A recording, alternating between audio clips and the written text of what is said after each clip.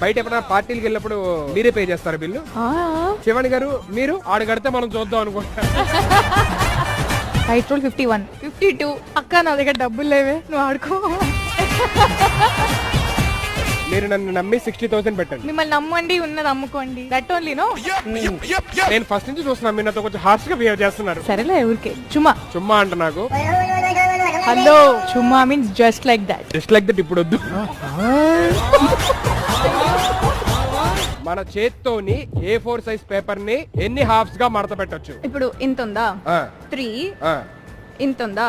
4. ప్రతిసారి ఎంత ఉంది ఎంత చూపెడుతుంటే ఎంత ఉందో మాకేం తెలుస్తుంది? 40. ఒక్క నిమిషం. మీరు 2.35. సారీ.